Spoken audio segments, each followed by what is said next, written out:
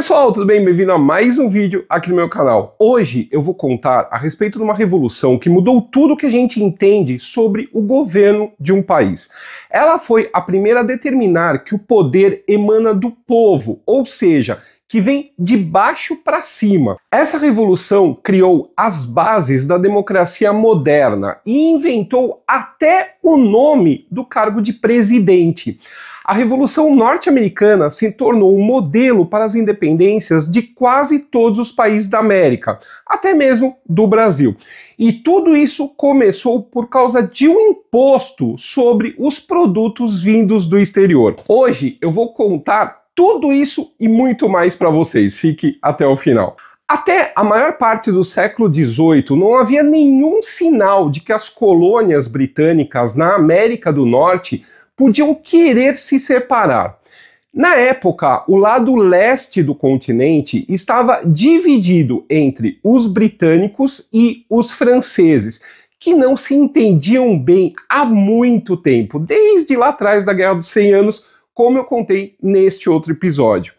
Em 1754, os franceses resolveram construir um forte na fronteira com as colônias britânicas, onde hoje fica a cidade de Pittsburgh.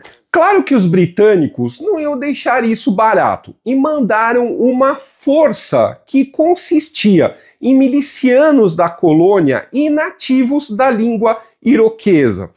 Eles eram liderados por um jovem major chamado George Washington. Esse confronto nos confins de dois grandes impérios foi a fagulha que iniciou uma guerra muito maior, a Guerra dos 7 Anos, envolvendo parte dos países europeus, e só terminou em 1768. O final dessa guerra foi positivo para a Inglaterra, que acabou ganhando todos os territórios dos franceses na América do Norte, e a Flórida dos espanhóis. Mas eles também acabaram com uma dívida enorme, isso sem contar o gasto extra causado pela decisão de manter uma força militar permanente nas colônias. O governo britânico achou que seria razoável dividir esses custos com os colonos, que afinal iriam se beneficiar e que pagavam muito menos impostos que as pessoas na metrópole.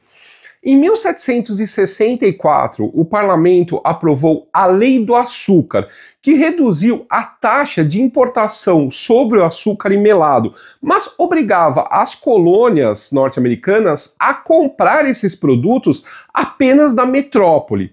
Os comerciantes locais não ficaram nada satisfeitos com isso, porque o açúcar das colônias holandesas no Caribe era mais barato e houve protestos em algumas cidades. Entre os líderes estava um político de Boston chamado Samuel Adams.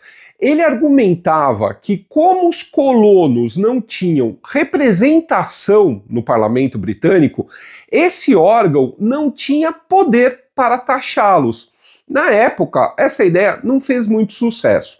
Acontece que os britânicos não pararam por aí. Em 1765 foi promulgada a Lei do Selo, que obrigava que todos os papéis impressos e documentos emitidos na colônia recebessem um selo, ou melhor, um carimbo da coroa. E para ter esse selo era cobrada uma taxa. Então, se você quisesse fazer um contrato, imprimir um jornal, um panfleto ou até mesmo cartas de baralho, precisava pagar por isso. A taxa não era alta, mas os colonos ficaram revoltados, porque essa era a primeira vez que o governo britânico taxava as colônias diretamente. Até então, cada colônia basicamente se autogovernava, sem muita interferência da metrópole. De repente, a ideia de Samuel Adams começou a fazer sentido e estouraram protestos com o slogan "Nenhum imposto sem representação". Curiosamente, um dos argumentos apresentados é que isso violava os direitos dos colonos como ingleses. Ninguém nem pensava ainda em independência naquela época. Os protestos acabaram conseguindo a revogação da Lei do Selo, mas também deram origem a uma organização chamada de Filhos da Liberdade, que na verdade eram vários grupos independentes que lutavam pelos direitos dos colonos. Em geral, eles usavam meios pacíficos, mas às vezes recorriam à violência. Funcionários coloniais britânicos foram perseguidos e até prédios foram incendiados por eles. Isso não impediu o governo britânico de continuar tentando taxar as colônias. Afinal, ainda eles precisavam pagar os soldados enviados para lá. E o parlamento considerava que tinha direito de impor leis sobre todo o Império Colonial. Assim, em 1767 foram promulgadas as leis Townshend, que introduziram taxas de importação sobre vários produtos, como vidro, tinta, papel e chá. Essas leis também buscavam reforçar a autoridade sobre a colônia, ao criar mecanismos para que os funcionários da alfândega pudessem processar e reprimir contrabandistas.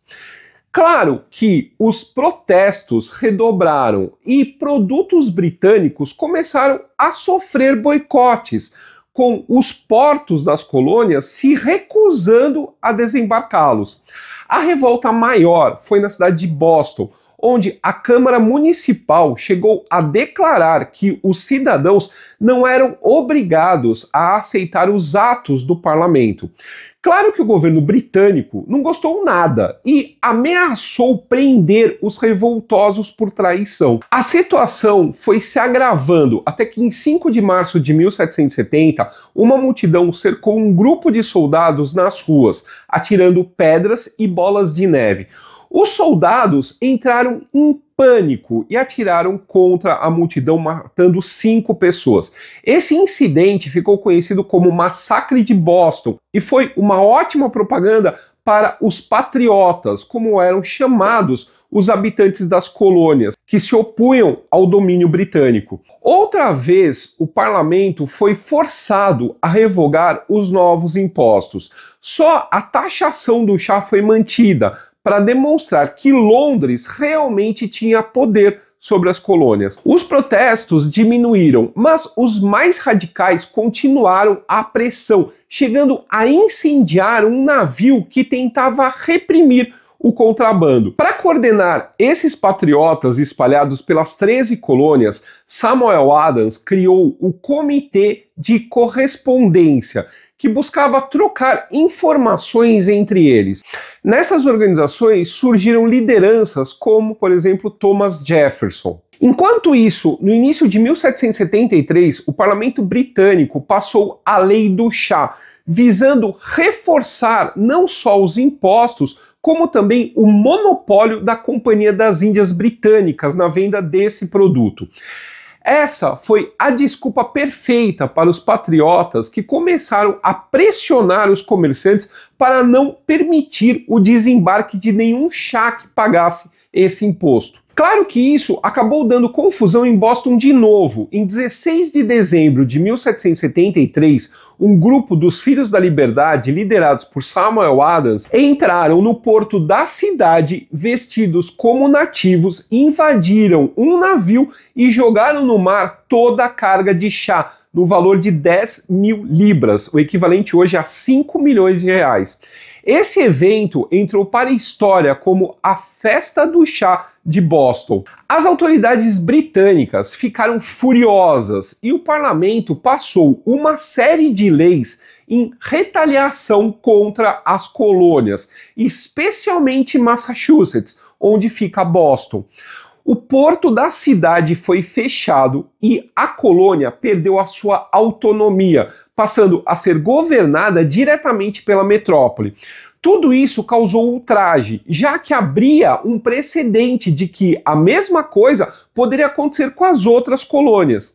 Por causa disso, elas ficaram conhecidas como leis intoleráveis. Os patriotas de Massachusetts não perderam tempo, criaram então um governo paralelo e começaram a treinar a milícia. Esse exemplo foi seguido pelos outros e em 5 de setembro de 1774, representantes de 12 das 13 colônias se reuniram em Filadélfia para discutir como responder às ações repressivas dos britânicos. Esse encontro ficou conhecido como Primeiro Congresso Continental, e entre os seus delegados estavam Samuel Adams, o primo dele, John Adams, e George Washington, aquele que tinha participado da guerra contra os franceses. O Congresso decidiu estabelecer um boicote ao comércio com os britânicos e determinou que cada colônia deveria mobilizar e treinar a sua própria milícia, mas nada de independência ainda. Tanto que o Congresso decidiu apelar ao rei Jorge III, pedindo, por gentileza, por favorzinho, para ele revogar as tais leis intoleráveis.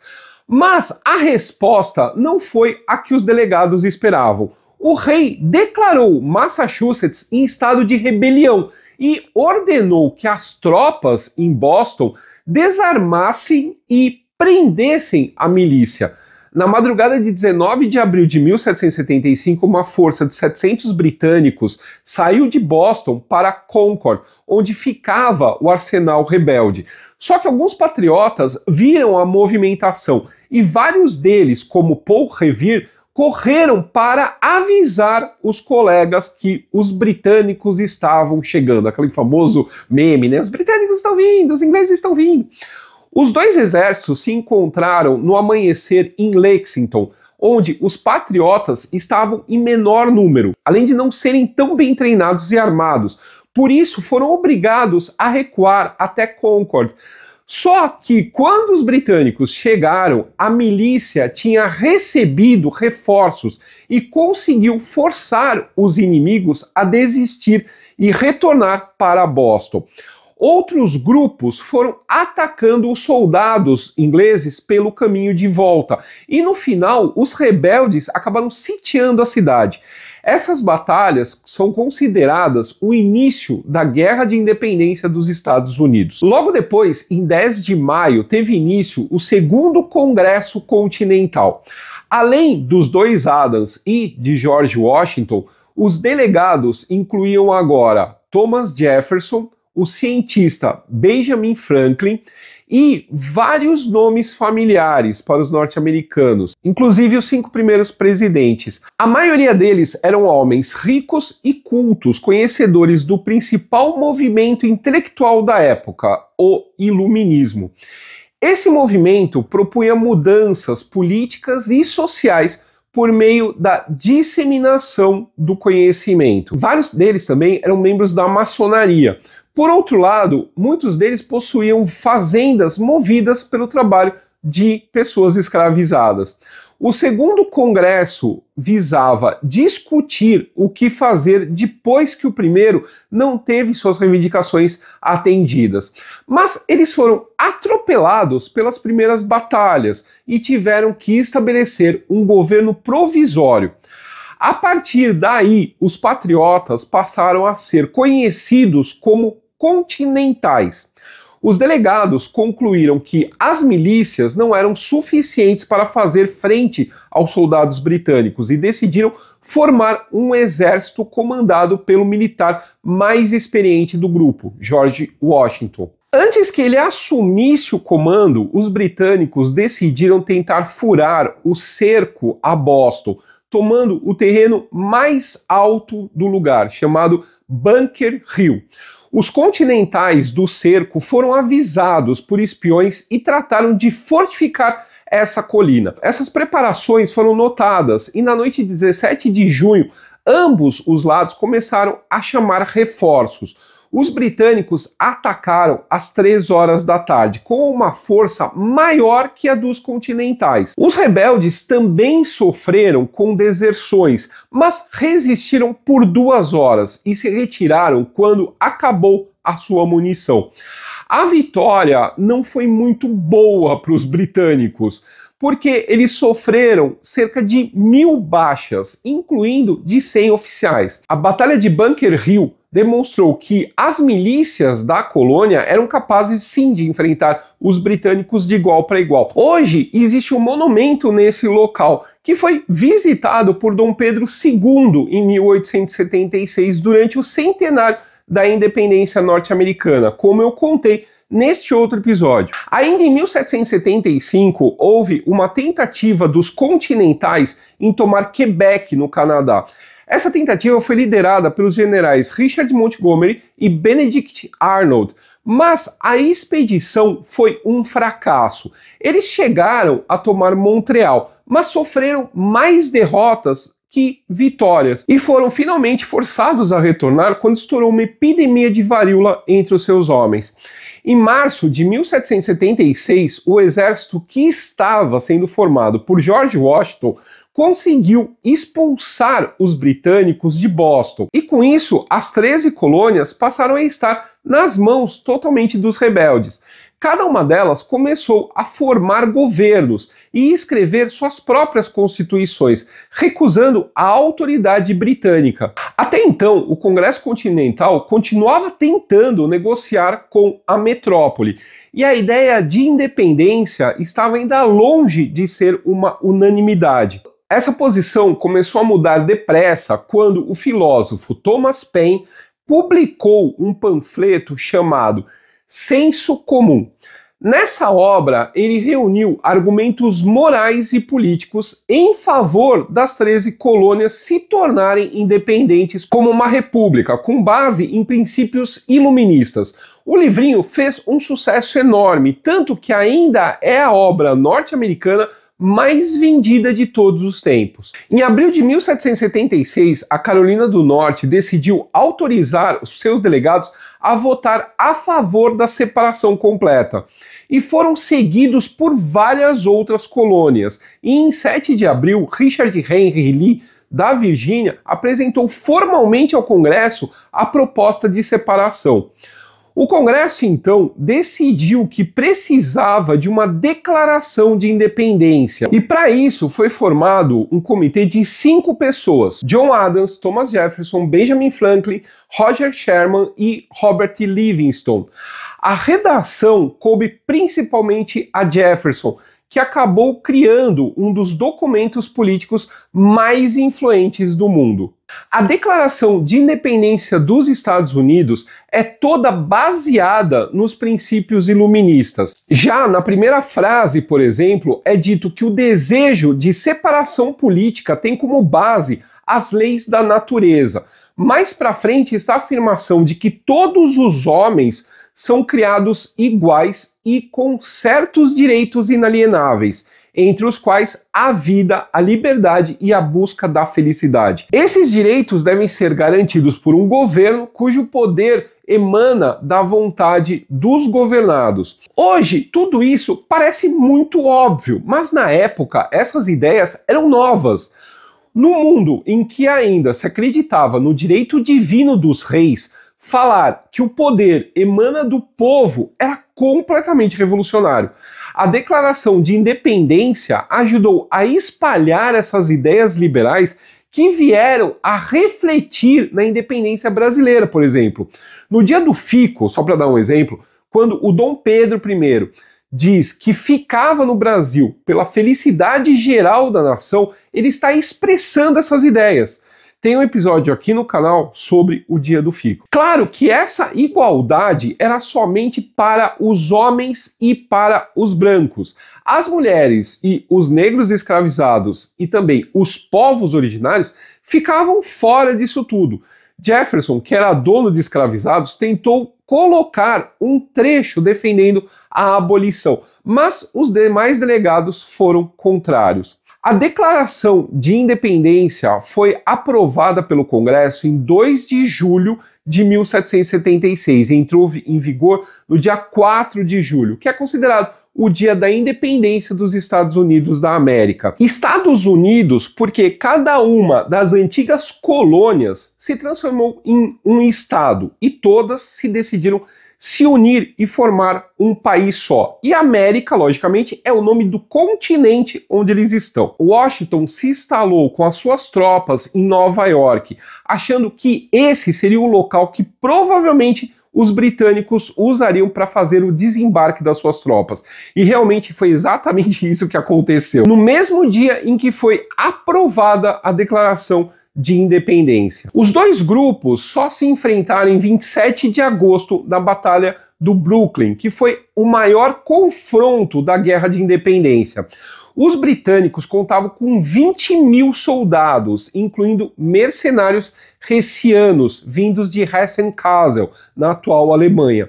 Os norte-americanos tinham metade dessa força, então não surpreende que eles sofreram muitas baixas e acabaram derrotados. Mas o general britânico William Howe decidiu não persegui-los, e sim fortificar a sua posição. Isso permitiu que o exército continental fugisse atravessando o rio, protegido pela neblina. Nova York virou o centro de operações britânicos e o resto do ano foi uma série de derrotas para o exército de Washington, que começou a ter a sua liderança questionada. Enquanto isso, o Congresso buscava apoio de governos europeus que eram inimigos da Inglaterra, como a França e a Espanha.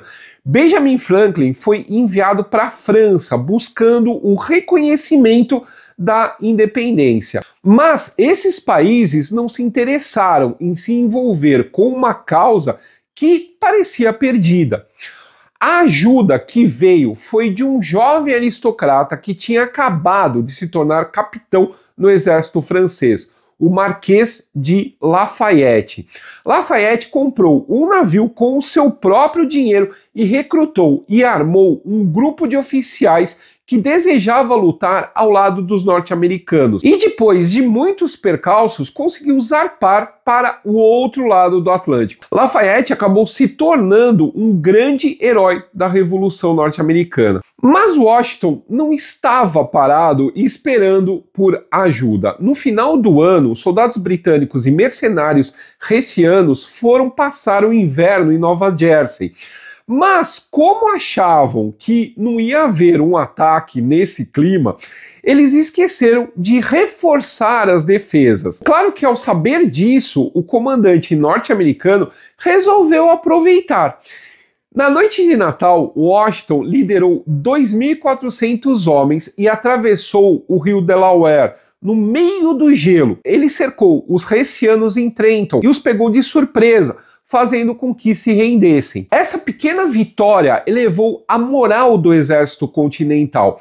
Imagina então quando Washington venceu as forças do general Charles Cornwallis, retomando para os continentais Nova Jersey. Os britânicos reagiram enviando tropas de Nova York e de Montreal para tentar separar as colônias do norte e do sul. Mas, ao invés de se encontrar com o exército canadense de John Burgoyne, o general Howe decidiu invadir a Filadélfia, capital dos continentais. Embora Washington não tenha conseguido defender a cidade, houve tempo o suficiente para o Congresso se mudar para Baltimore, onde continuou trabalhando como se nada tivesse acontecido. Burgoyne teve dificuldade em avançar, se deparando com as forças norte-americanas lideradas por Horatio Gates e Benedict Arnold, o mesmo que tinha tentado invadir o Canadá. Eles se enfrentaram duas vezes em Saratoga, em 19 de setembro e em 7 de outubro.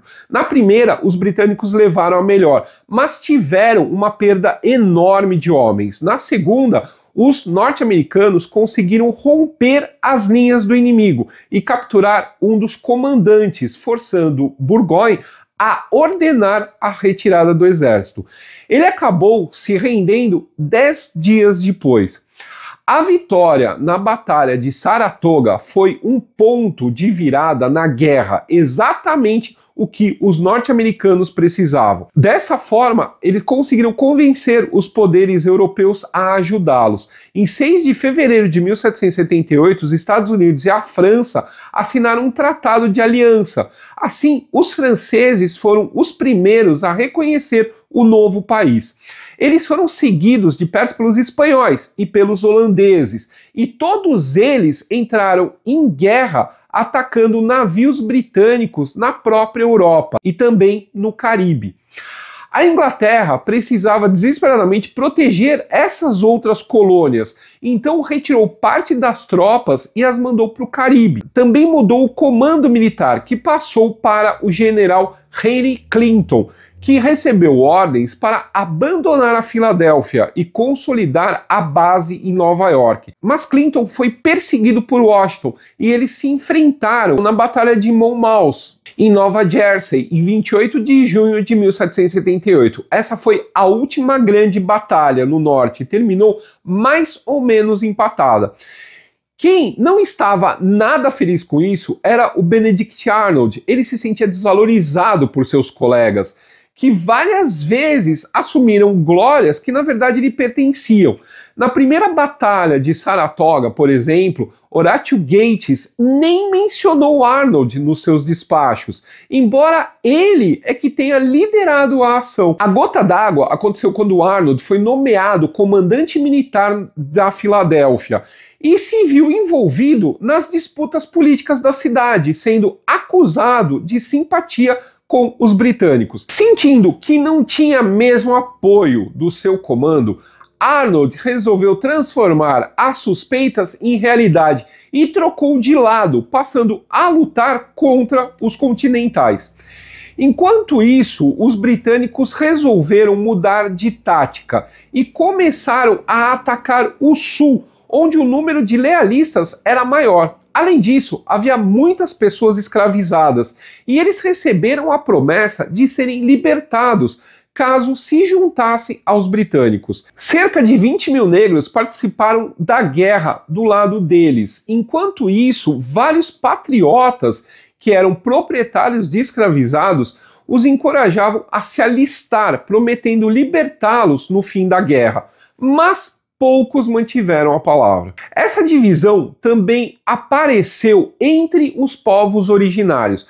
Por exemplo, na Federação Iroquesa, que tinha lutado ao lado de Washington contra os franceses, alguns povos ficaram com os patriotas, enquanto outros apoiaram os britânicos. Por causa disso, em 1778, Washington ordenou uma expedição contra os iroqueses, que acabou com a destruição de mais de 40 aldeias. A campanha britânica no sul começou em dezembro do mesmo ano e logo formou uma base ao tomar a capital e a costa da Geórgia. Charleston, capital da Carolina do Sul, foi ocupada em 1780. Os britânicos receberam apoio das milícias lealistas, mas não tanto quanto gostariam. Em 16 de agosto, os ingleses, liderados por Charles Cornwallis, conseguiram uma vitória significativa na Batalha de Camden. Eles derrotaram uma força muito maior comandada pelo vencedor de Saratoga, Horatio Gates, que cometeu vários erros estratégicos. Por causa disso, Washington retirou Gates do comando e mandou Nathaniel Greene, que resolveu adotar táticas não convencionais, iniciando uma guerra de guerrilha para desgastar os britânicos. Cornwallis acabou sendo obrigado a ir para o norte, tentando se encontrar com o exército liderado pelo vira-casaca Benedict Arnold, mas Greene cortou o avanço dele na Batalha de Guilford Courthouse, a maior que aconteceu no sul. Cornwallis então decidiu marchar para Yorktown, na Virgínia, onde ele achava que poderia ser resgatado pela Marinha Britânica. Só que nessa altura a frota francesa tinha chegado aos Estados Unidos, derrotando os navios de guerra ingleses e desembarcando soldados e artilharia para ajudar os norte-americanos. Washington fingiu que essas tropas iriam para o norte, mas na verdade elas se juntaram às forças do Marquês de Lafayette, cercaram Cornwallis em Yorktown e começaram a bombardear a cidade. O sítio a Yorktown durou de 28 de setembro a 19 de outubro de 1781 e terminou com a rendição dos britânicos. Mais de 7 mil soldados foram feitos prisioneiros, inclusive o general Cornwallis. Nessa altura, ninguém tinha mais interesse em continuar com a guerra. Os dois lados tinham gastado mais do que deviam e estavam com os cofres vazios. As perdas em Yorktown foram desastrosas para os britânicos, enquanto que o exército norte-americano sofria com motins causados pela falta de pagamento. Então, o parlamento britânico decidiu abrir negociações de paz com os norte-americanos. A conferência ocorreu em Paris, onde foi assinado um tratado reconhecendo a independência dos Estados Unidos em 3 de setembro de 1783. Os britânicos cederam todos os territórios até o rio Mississippi e os norte-americanos aceitaram devolver as propriedades confiscadas dos lealistas.